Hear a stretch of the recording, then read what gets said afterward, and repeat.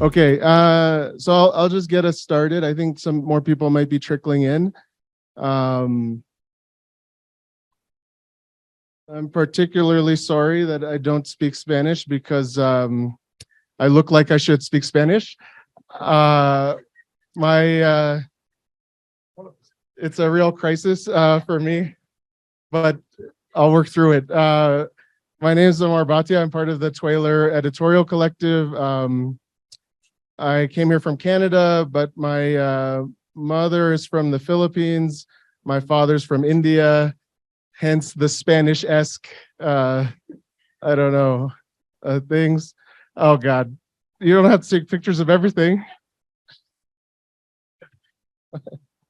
Okay. Anyway, thank you for being here. So I'll be chairing this session, and unfortunately for you, tomorrow morning as well. But I forgot. Oh yeah, anyone here did theater? Any theater people? Yeah. What's the exercise you do to warm up yourself?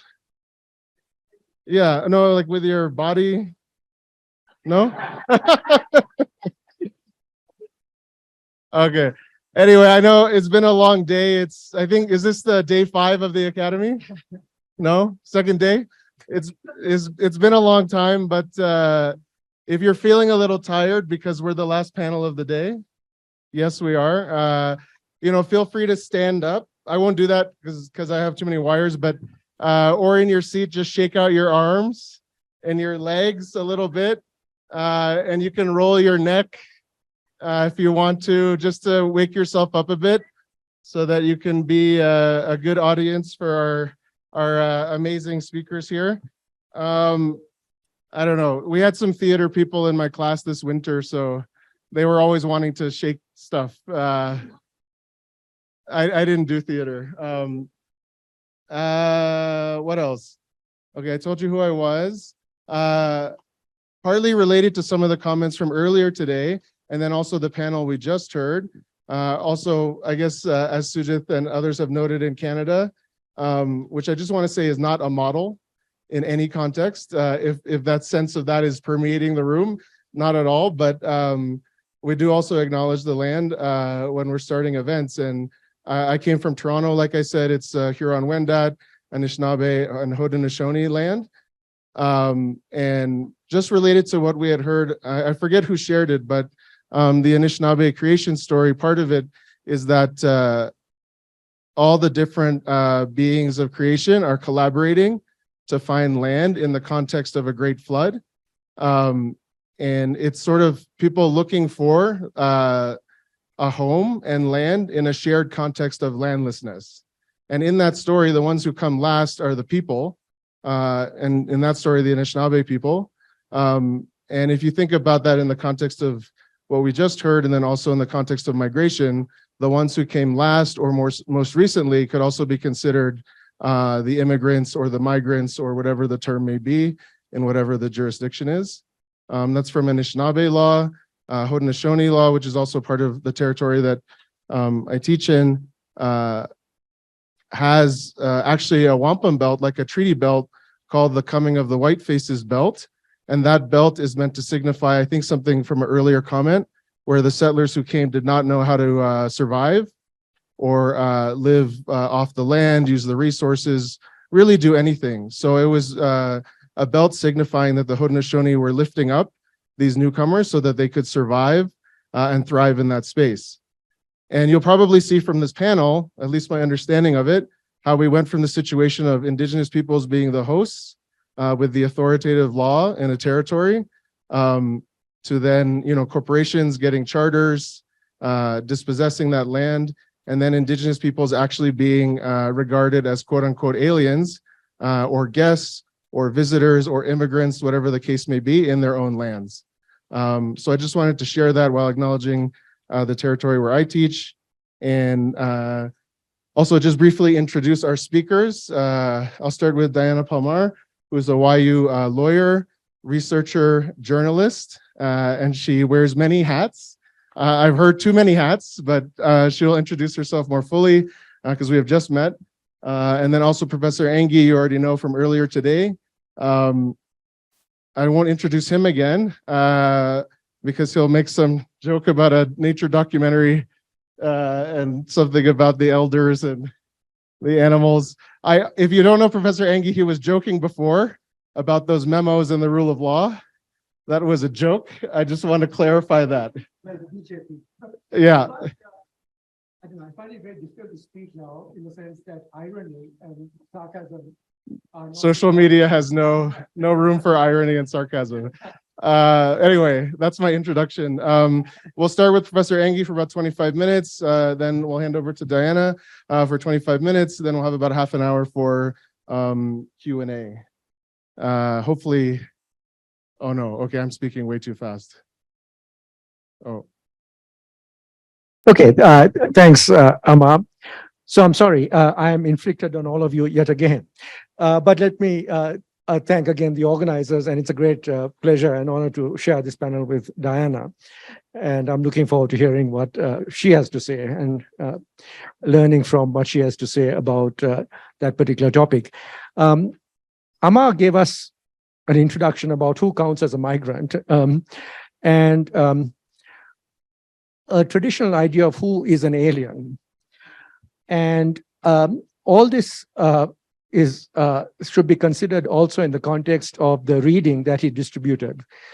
And I want to recognize that reading. It is a wonderful article by B.S. Chimney, who is an expert on refugee law and who talks about the connections between political economy and refugee law, and how the whole structure of migration or refugee law is driven by a broader political economy context. So here I just want to deal in fairly broad terms with this topic. And let me turn on my phone so I can stop at the right time. Okay, so the topic is the sovereign alien. And I'd like to, okay, and two other things.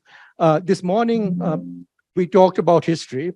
And so perhaps my presentation could be seen as another example of how historical analysis might be used.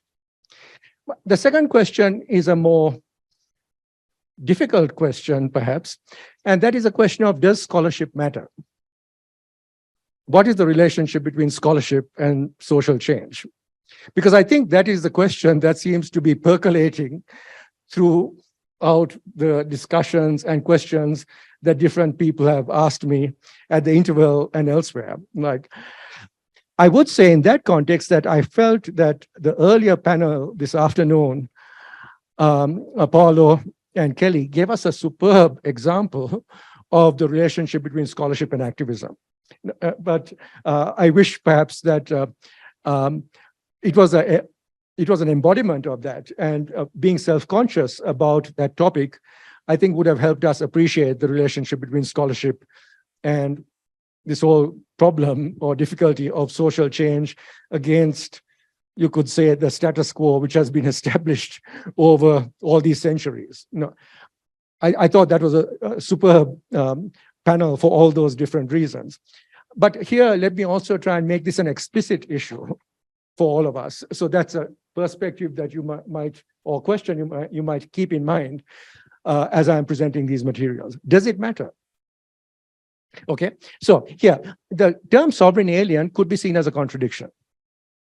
Because traditionally, the idea of aliens is aliens have no rights, that they are completely at the mercy of the sovereign. So then what does it mean to talk about a sovereign alien? When I reverse that and say it is the alien who is sovereign, not the sovereign who is ostensibly in charge. So let me point to that contradiction. Okay, I could use this again and again, but I won't because I've already spent time on that. But I could give the whole presentation based just on that picture, but you've got a glimpse already of how I would give that presentation. So the first thing I want to point, and this is part of my approach, is to actually go to texts, so-called authoritative texts. And here we have the classic idea of sovereignty and the relationship between sovereignty and the alien. Again, I'll read. It is an accepted maxim of international law that every sovereign nation has the power, as inherent in sovereignty and essential to self-preservation, to forbid the entrance of foreigners within its dominions, or to admit them only in such cases and upon such conditions as it may see fit to prescribe. This is the classic idea of sovereignty. We have absolute rights to dictate whether an alien should be admitted at all, and if admitted, on what terms. And this is, you could say, fairly authoritative. It isn't just a scholar sounding off. It is a decision of the Supreme Court of the United States, which has been cited extensively because it is seen as so fundamental. But can we see, the idea of self-preservation? In other words, the control of aliens is essential for self-preservation, and also it is inherent in sovereignty. Now, I want to contrast, this was 1892. I want to contrast this with another statement made by a very prominent international lawyer, and it is this statement. When the people of European race, interesting, European race, that is the entity, right? Not even a country, it is race. Of the European race come into contact with American or African tribes, the prime necessity is a government under the protection of which the former, that is the people of European race, may carry on the complex life to which they have become accustomed in their homes, which may prevent that life from being disturbed by contests between different European powers for supremacy on the same soil, and which may protect the natives in the enjoyment of a security and well-being, at least not less than they had enjoyed before the arrival of the strangers. Can the natives furnish such a government? Or can it be looked for from Europeans alone? In the answer to that question lies, for international law, the difference between civilization and the want of it. So this is John Westlake, a UL professor of international law at Cambridge, a very distinguished chair, which has been held by very distinguished international lawyers subsequently, including James Crawford, who's been a wonderful mentor in many ways. But can we see the issue of here, how everything is reversed? In other words, here it is the alien who establishes the standards, the people of European race. They establish the standards. And it is the function of the native government to try and meet the standards that are embodied in the lifestyle of the alien, to which they have become accustomed in their homes.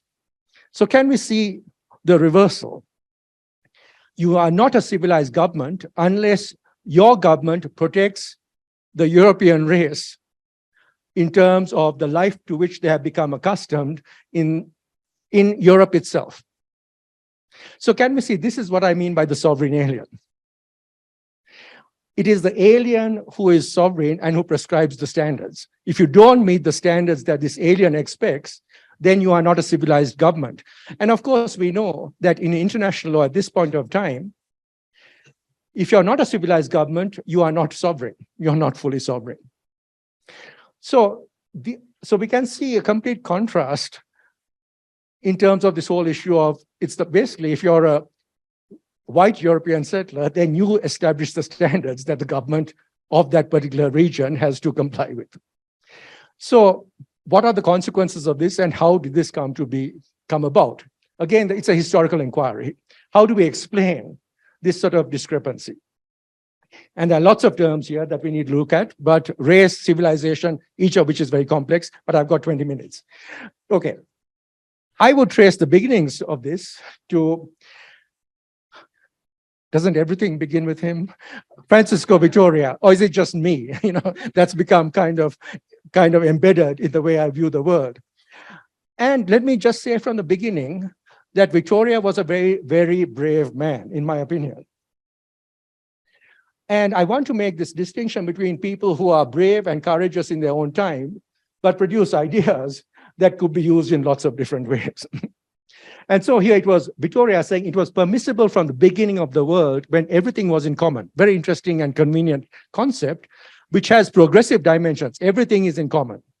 But what does it enable in these circumstances? For anyone to set forth and travel wheresoever he would. anyone can travel anywhere because the world is held in common.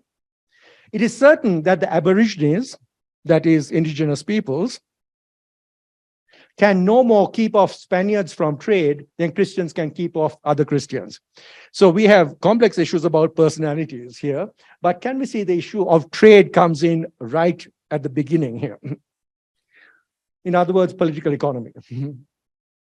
So it is in the context of a common world and a world in which trade is seen as inevitable and natural. Trade cannot be stopped because that is such a fundamental principle.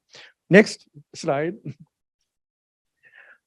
Okay, so we go from Victoria, who gives this expansive right to trade, which seems to be neutral, but in this context, of course, is writing this in the context when it is the Spaniards entering and conquering the lands of the indigenous peoples in this part of the world.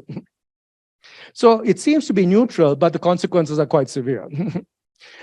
Okay. Earlier slide, please. So this is an event. No, up. Yeah. Okay, this is an event which took place in 1603 off the coast of Singapore. And what happened in these circumstances was a Portuguese treasure ship was attacked and captured by various Dutch vessels. And the question was, the controversy that emerged in Europe at that time. And the controversy was, this is an act of piracy by the Dutch against the Portuguese. Now, the Portuguese treasure was so great that it was half the GNP of England in that year, 1603. Now, my argument is international law begins here. Actually, I said 1492, but I'm using the same technique. International law begins here. Because the Dutch had to defend this claim. And for these purposes, it's interesting to note that the Dutch entity was this entity, the Dutch East India Company. It was actually Dutch ships which eventually became connected to the Dutch East India Company, which I think was established in 1602. And the Dutch East India Company, so we have a corporation in place in the world of international law. And what a corporation it was. Next. These are the trading routes created by the Dutch East India Company. And, it almost comes to this part of the world, but it connects up, South America with Africa, the slave trade. And then it connects up all these parts of the world, extending up to Japan. My claim simply is the Dutch East India Company created globalization as we know it. And in fact, the first stock exchange in Amsterdam was created to enable the trading of shares in the Dutch East India Company. That was the world's first modern stock exchange. And it was quite a corporation. This is the Dutch East India Company at the height of its value was worth in modern terms $7 trillion, compared to Apple, which at the time of this was like just $1 trillion. Apple's increased in value, but this is from Forbes. So you can see it is a company which hasn't been historically surpassed yet.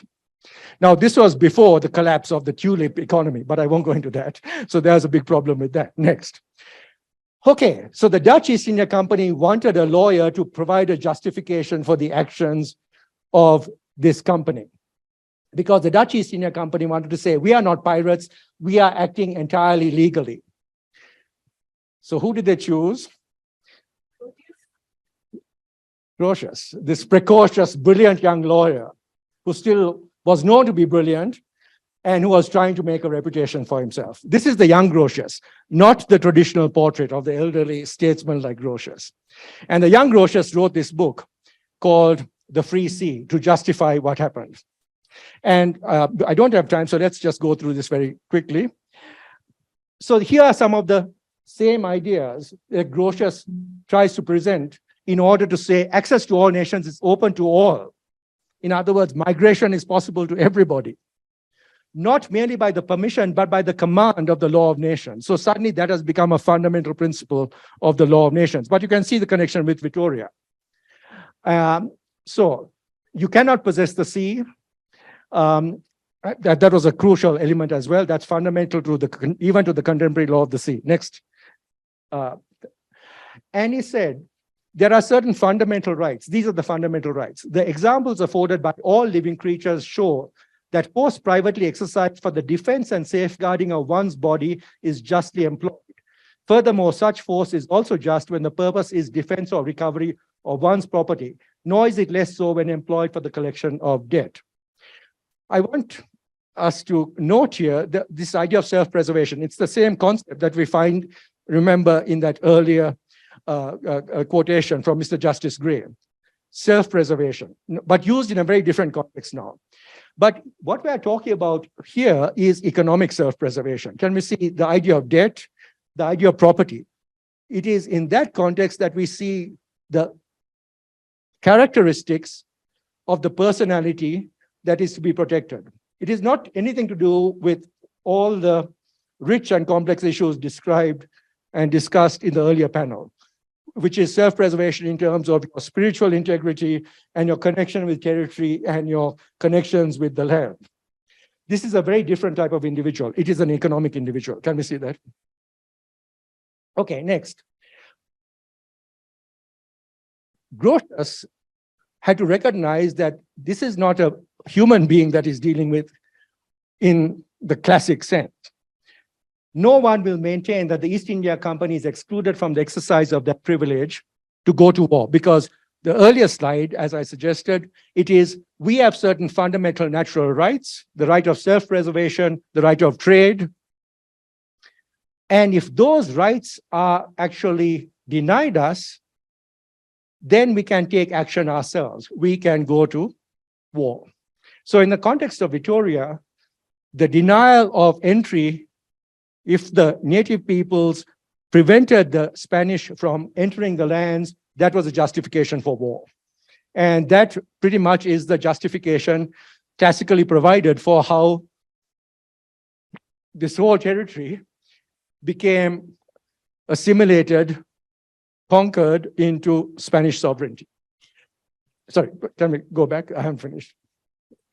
I'll go back to the earlier one. So here, can we see Grotius's brilliant, brilliant argument? His argument was the Portuguese are denying us the right to trade in the Indies. By denying us the right to trade in the Indies with the peoples of the Indonesia and so forth, they are depriving us of our natural rights. And because they are depriving us of our natural rights, here we come across another issue. The corporation as a private entity can go to war. War is classically a conflict between sovereign states. But here the argument is, in these circumstances where the Dutch state is no longer in a position to protect its citizens, then your natural right of self-defense as a private entity emerges. Can we see that? So here he says this entity can go to war because the problem with the Dutch vessels was, if the Dutch vessels had been officially authorized as sovereign vessels of the Dutch crown or the Dutch state, then it could be seen as a war of a sovereign against this entity. But the Dutch ships were not so chartered at that time, at least not in terms of being given the right to go to war officially. But here the argument was they can go to war because their natural rights have been violated. And then he says, no one will maintain that the East India Company is excluded from the exercise of their privilege, since whatever is right for a single individual, the right to go to war, in the mode of self-preservation, is likewise right for a number of individuals acting as a group. A number of individuals acting as a group, and in this context, that is a corporation. So my argument here is, it is not the rights of war and peace that is the definitive text. The definitive text is the Free Sea and the much larger book he wrote called The Law, a commentary on the rights of prize and booty. Can we then see that? So this is why my argument is international law was created in 1603 off the Straits of Singapore. In fact, if you come to Singapore, I told this to our group, if you go through Terminal 3, that's where this took place, because Terminal 3 has been reclaimed. So then can we see this complex issue? What is the relationship between the corporation, the human being, and the sovereign? And my argument here, quickly summarized, is basically that what is brilliant about the corporation is that sometimes it is sovereign. It can go to war. And in fact, for a long period of time, corporations were sovereign in India, the East India Company. In Indonesia, the East India Company, well, the Dutch East India Company. So it is not a historical anomaly to talk about corporations as being sovereign. They ruled. And even if you look at South Africa, it is the Dutch East India Company that ruled. So this is why I say, could it be argued that Grotius created international law not for sovereign states, but for a corporation? Because that is where all these ideas of natural rights and his whole idea of international law seem to have come from, driven by this incident. Again, can we see this idea about focusing on an incident and trying to understand the broader ramifications of this?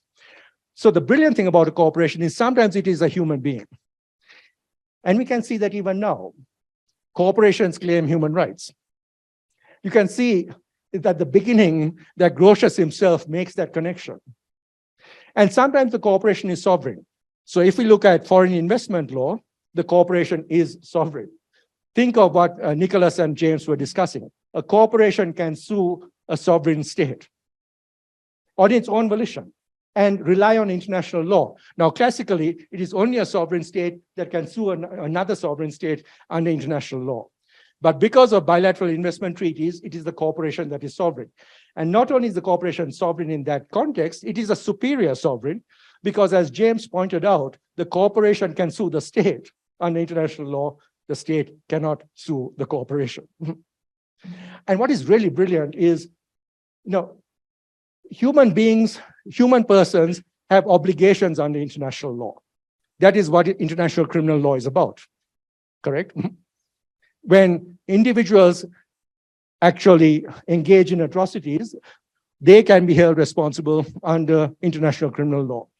When sovereigns engage in such atrocities, they can be held responsible under international law. If corporations commit atrocities, there's nothing that can be done.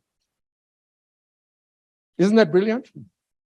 And it is because of the structure that Grotius created in these circumstances, where the corporation can be either the human person, or it can be sovereign, or it can be nothing.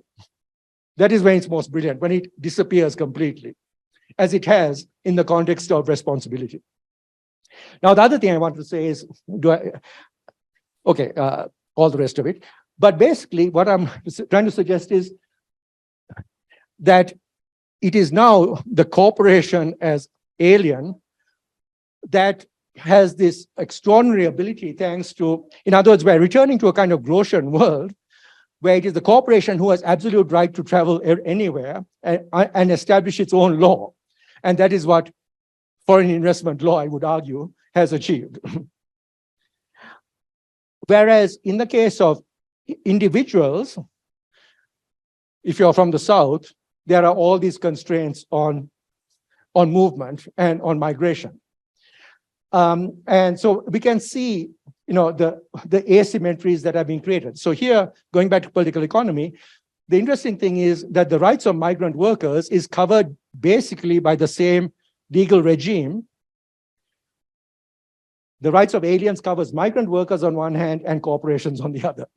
But can we see how that law has developed in two entirely different strands? Migrant workers' rights are extraordinarily limited.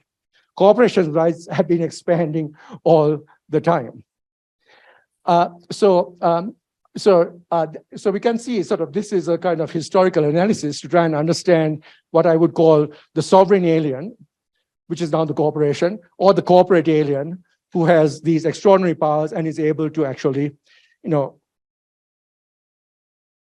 shape a legal regime such that it prevails over the domestic legal regime. Now, the argument, and Papawadi made this argument, is, but the corporation can be sued under domestic law, correct?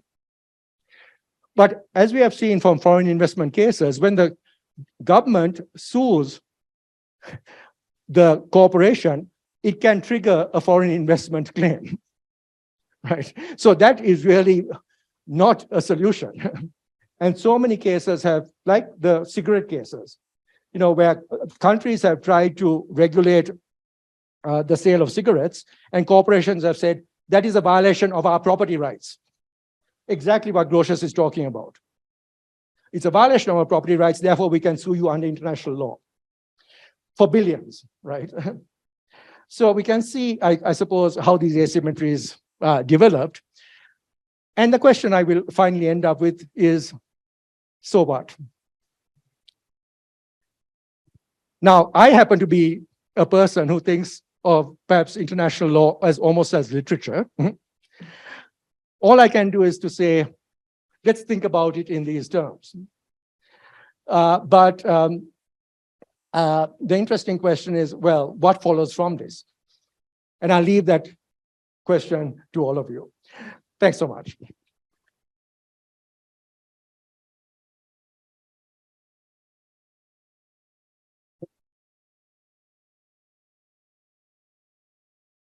I just wanted you to hear the timer. I made it. So you know how well that was done. Impeccable. Thank you, Tony. Especially the literature point. I think it ties nicely to what we just heard about law and language being a betrayal. So maybe you're engaging in some acts of betrayal as well. And I'll pass over the mic to Dayanna. Also 25 minutes. Thank you.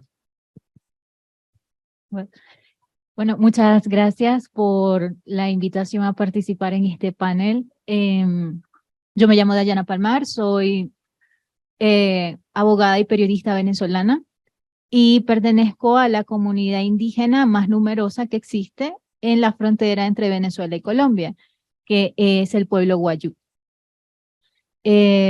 Particularmente en este panel en donde hablamos de cómo se ejerce la soberanía en los territorios, es súper importante traer a colación el caso del pueblo Wayuu, al que pertenezco, porque actualmente en América Latina la crisis de migrantes y refugiados venezolanos es la más grande que existe. Su nivel de comparación es similar a la que existe en Ucrania y en Siria. ¿Y qué pasa? Que en Venezuela no hay una guerra, no hay una foto de una ciudad destruida por una bomba, pero hay una emergencia humanitaria compleja de larga data que desde finales de 2015 está afectando la población en el acceso a los derechos más básicos. En Venezuela, el colapso de la democracia trajo que el gobierno usara los sistemas públicos de salud, educación y alimentación para el control de la población. Entonces, actualmente Venezuela es un país cuyo salario mínimo es de $5 al mes. Eso hace que sea imposible vivir. Entonces, cuando tú vives con un salario mínimo de $5 al mes, ¿cómo haces? Si el queso en Venezuela cuesta $7, un kilo de queso.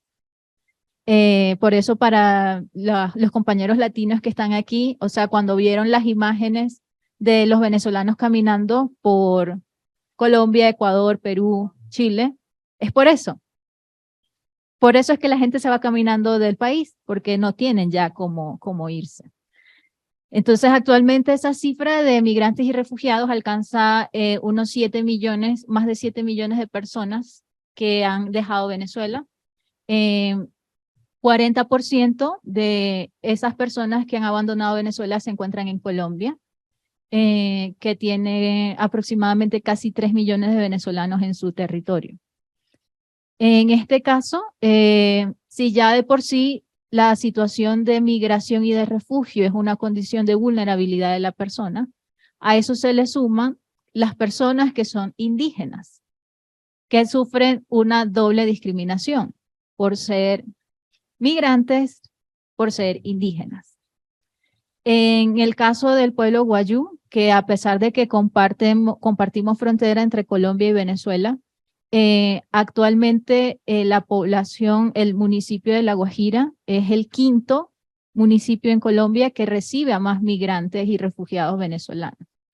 Más del 50% está en una situación irregular. Es decir, que no tienen una identificación que los ayude a acceder a los derechos sociales más básicos. Y en base a esto es que el año pasado en De Justicia hicimos un artículo que publicamos junto a Paulo Illich-Vaca, que lo escucharon en la anterior conferencia, sobre la binacionalidad del pueblo guayú, cómo la identidad es el derecho fundamental para proteger a las poblaciones indígenas en frontera. Y en este caso es que hemos visto que si bien Venezuela y Colombia se definen como estados plurinacionales que respetan y promueven los derechos de las poblaciones indígenas, lo que vemos en el caso guayú es que no funciona de esta manera. Unido a la crisis migratoria venezolana, en el territorio de La Guajira hay una crisis humanitaria muy severa, tanto a nivel de Venezuela como a nivel de Colombia. El pueblo guayú se calcula como en más de 600.000 personas. Del lado de Venezuela, para el 2011, habían como 400.000 personas que se identificaban como personas indígenas guayú. Y en Colombia, en 2018, 320.000 personas, más de 320.000 personas se identificaban como personas indígenas guayú. Lo que pasa con el territorio de La Guajira es que en la cosmología y en el origen del pueblo guayú hay un solo territorio, hay una sola Guajira. O sea, y así se ha entendido el territorio de generación en generación. Tanto que cuando tú visitas a La Guajira y hablas con un mayor en sus rancherías, ellos te preguntan a ti, ¿de dónde vienes tú? ¿De Venezuela o de Colombia? Y es como que tú piensas, bueno, yo estoy en Colombia, pero para ellos esa es la verdadera identidad extranjera. El hecho de que los quieran clasificar entre venezolanos y colombianos, cuando solamente existe una gran nación guayú. Esa es la cosmovisión de las personas guayú, que cuando empieza la crisis venezolana, empiezan a migrar los guayú que viven de Venezuela a Colombia. ¿Y qué pasa? Que cuando llegan al territorio se dan cuenta de que tienen una barrera. Los niños que empezaron a estudiar en las escuelas de Colombia, porque en Venezuela las escuelas dejaron de dar clases, al finalizar el grado de primaria o de secundaria, se encuentran como que, bueno, estudié, leí, qué bueno, aprendí, pero no puedo acceder a un certificado de educación porque yo en esta escuela colombiana no me reconocen mi nacionalidad como persona indígena guayú transfronteriza. Y ahí se quedan, sin acceso a la educación. Lo mismo también para servicios de acceso de salud. Entonces, se encuentran con la barrera de que son migrantes en su propio territorio. Y esta situación desencadena que sean más vulnerables aún. A pesar de que ser un territorio del cual están conectados ancestralmente, antes de que Venezuela y Colombia se constituyeran como estados, antes de la colonización española, este reconocimiento aún no se ha dado a nivel de una situación política, jurídica y social que los reconozca como parte de ambos países. Y en este sentido es lo que nosotros llamamos a que el Estado garantice y reconozca el derecho a la binacionalidad del pueblo guayú. En Colombia existe un tratado, existe una ley, que es la Ley 43 de 1993, que reconoce que las poblaciones indígenas transfronterizas tienen derecho a la binacionalidad. No solamente la guayú, sino también pueblos que están más al sur, como el pueblo Uwa, el pueblo Sicuane, el pueblo Guarequena. Y lo que vemos en estos pueblos indígenas es que se repite el mismo patrón. Pueblos indígenas que han sido marginalizados, que están en situación de pobreza extrema, pero que no pueden recibir refugio en ninguno de los países. Y la ley 43 no tiene aplicabilidad actualmente en el derecho colombiano, porque ha habido muchas personas guayú que han ido a solicitar que el Estado les dé la nacionalidad porque son un pueblo transfronterizo, y el Estado dice, no, esta ley está sujeta a que haya un tratado internacional entre ambos países que reconozca la binacionalidad de los pueblos indígenas transfronterizos. Ante la inexistencia de esa ley, tenemos a las poblaciones indígenas que están desplazadas, que están sin atención del Estado, vulnerables, sin poder acceder a la educación, sin poder acceder a la salud, entre un país y otro. Y a eso es lo que también nosotros llamamos la necesidad de que el Estado reconozca a las cosmologías indígenas como a la luz del derecho internacional de los derechos humanos. En la cosmología guayú, para el origen, que es la ley de origen del pueblo indígena guayú, Maleiwa, que es Dios, el ser superior, otorgó a los pueblos guayú nombres que se dividen a través de castas, grupos de familias que son alrededor de 30, y a cada una les asignó un territorio de donde vivir, y también como el nombre y la figura espiritual que se representa en un animal que protege a esa casta. En la cosmología indígena guayú son alrededor de 30 castas, unas más grandes que otras, unas representadas en tigres, en perros, en conejos, de acuerdo al guía espiritual de cada uno. Y acorde a eso también, al norte de Venezuela y Colombia se encuentran como los territorios que corresponde a cada casta, con sus rancherías, con sus sitios de siembra, con sus lugares de pastizaje. Ese es el origen del territorio guayú, que se entiende no solamente como, no como una entidad territorial dividida, sino conjunta, en donde conviven los clanes de acuerdo a la disposición de su territorio y también a las mejores zonas de siembra y de lluvia. Este origen territorial tiene que ser reconocido por el Estado, por los estados, tanto Venezuela como Colombia, para garantizarle al pueblo guayú una subsistencia en condiciones de dignidad, que ahorita no las tiene. Y no las tiene tanto porque en Venezuela hay una emergencia humanitaria compleja, desbordada, como que en Colombia también es la situación humanitaria más grave que existe. Porque en Colombia, en 2017, la Corte Constitucional dictaminó una sentencia, la T302, que dice que en La Guajira no se garantizan los derechos fundamentales de los niños guayú. Desde 2022, hacia 5 años atrás, en La Guajira han muerto 302 niños por casos de desnutrición, debido a que no hay acceso al agua potable, las fuentes de agua están desviadas debido a proyectos de minería de gran escala, como es la mina de carbón en el Cerrejón, que es la más grande de América Latina.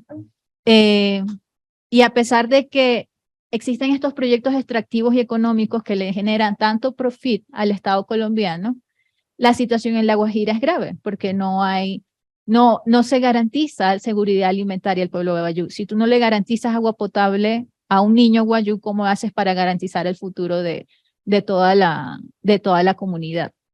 Entonces, por eso es importante que para la construcción de políticas públicas del Estado se tenga en cuenta la cosmovisión indígena de cómo se entiende en el territorio, no como una entidades separadas, sino como entidades unitarias, que tanto el Estado venezolano como el Estado colombiano deben trabajar en un diálogo intercultural y de aceptación a la libre autodeterminación de los pueblos indígenas, que también es un tema que se discutió bastante en el panel anterior, como también lo estaba ahí diciendo Anthony. Si no hay esta garantía de gobernanza propia, sino que un actor externo dicta cómo se van a garantizar los derechos humanos y cómo se van a ejercer, vamos a tener situaciones de este tipo, que rompen, que no respetan la cultura indígena y no respeta el primer derecho que debe existir, que es el derecho de la identidad, el derecho a autoidentificarse como indígena y de autoidentificarse con un solo territorio. Sin eso, es imposible que tanto Venezuela o Colombia puedan superar la crisis humanitaria del pueblo wayuu. Entre las propuestas de las autoridades wayuu existe como que vamos a construir un registro único, acorde a nuestra cosmología, a cómo se entiende la cosmología indígena, cómo se otorga la identidad indígena wayuu, que no viene del padre, sino de la madre. Y en base a ese seguimiento de identidad matrilineal, que es la mujer wayuu la que le otorga a sus niños la identidad wayuu, hacer este tipo de registros que hagan posible que un pueblo indígena se autodetermine y se autoidentifique con la aceptación de ambos estados. Este es como que un tema que no solamente afecta al pueblo wayuu, sino afecta a todas las comunidades indígenas en general. En conversación también con otras activistas e investigadores indígenas en Suecia, ellas me decían que ellas pertenecen al pueblo sami, y ellas decían, bueno, nosotras por ley de origen tenemos que tener 4 nacionalidades. Finlandia, Suecia, Noruega, y la otra no recuerdo cuál era. Y rusa, sí, y rusa. Pero ellos decían, pero el Estado nos dice que tenemos que escoger una sola.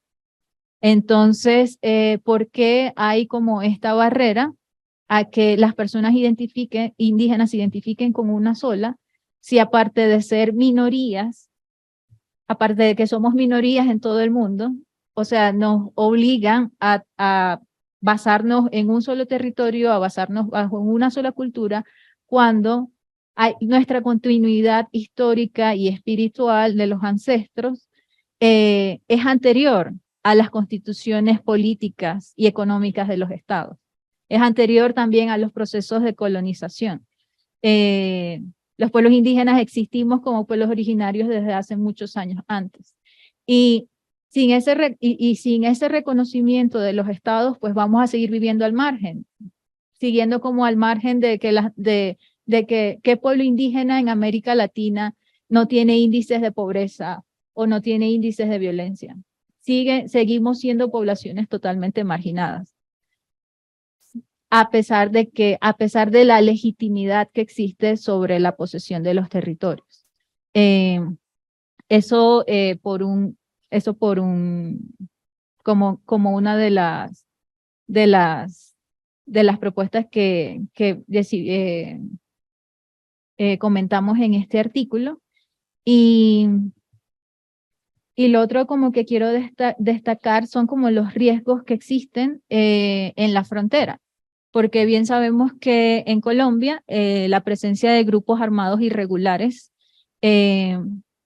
también representa un grave riesgo para las poblaciones vulnerables. Entonces, entre Venezuela y Colombia hay niños que se van a las escuelas colombianas porque no pueden, no dicen, no queremos estudiar en Venezuela, nos vamos, y se van por trocha, y se van por eso, y se exponen al riesgo de que grupos armados irregulares, como el Ejército de Liberación Nacional, o grupos de trata de personas, los secuestren, instrumentalicen su pobreza para hacerlos partes de grupos criminales.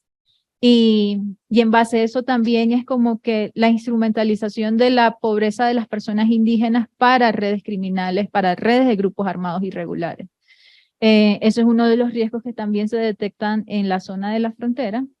Y el otro es que en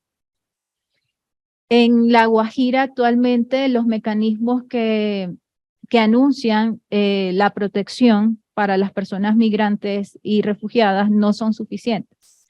No son suficientes porque la actual respuesta de Naciones Unidas ha sido muy pobre. ni siquiera existe un registro de personas indígenas refugiadas.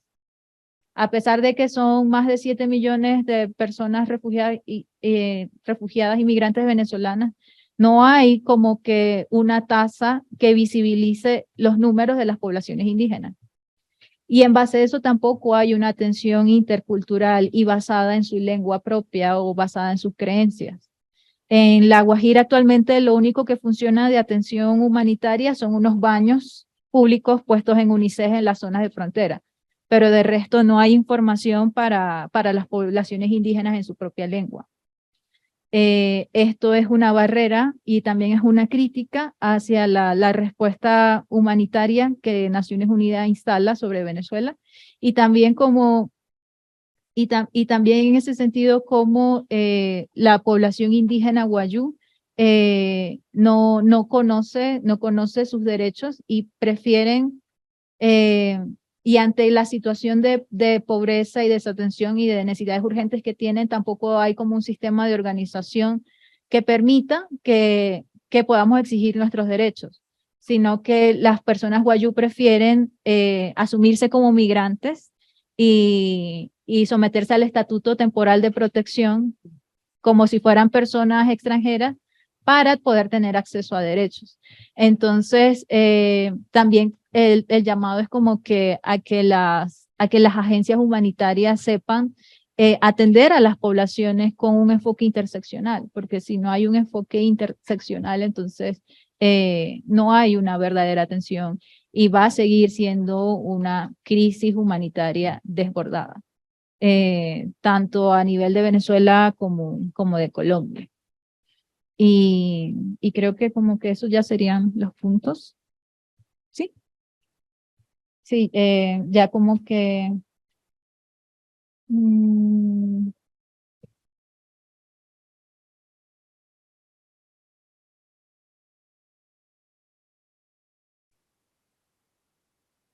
bueno, sí, eso eran los 3 puntos que tenía que decir respecto a la identidad de los pueblos indígenas y también la protección, porque si no hay si no hay reconocimiento de la identidad, no hay protección y no hay un resguardo a futuro.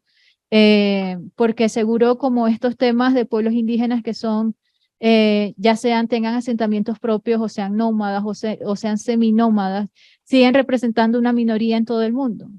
Y a pesar de que tengan un territorio que se ve amenazado por proyectos extractivos o económicos, también tienen el derecho a que los estados reconozcan la continuidad histórica que tienen todos sobre sus territorios, ya sea en América, ya sea en Europa o ya sea en Asia y en África.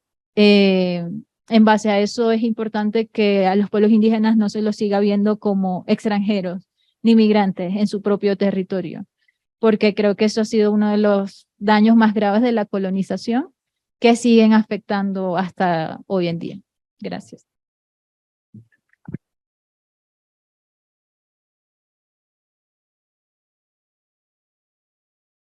Thank you so much, Diana. Really appreciate that. Especially, I guess, kind of going back to this, I don't know if it's been a theme going through the academy, but just, well, maybe even just for today, seeing how indigenous law and cosmology can interact with state law, at least in the Canadian context, in the context of mobility rights and immigration. It's very much what Tony was saying, where it's meant to be the state deciding, and I guess in the favor of corporations, and not recognizing indigenous law or original law or cosmology at all. And in the context of corporate law and extractive law, indigenous law is being recognized a little bit, but it's probably most successful in the context of state courts when indigenous peoples have already been convicted of crimes, which tells you where things are at in terms of recognizing original laws.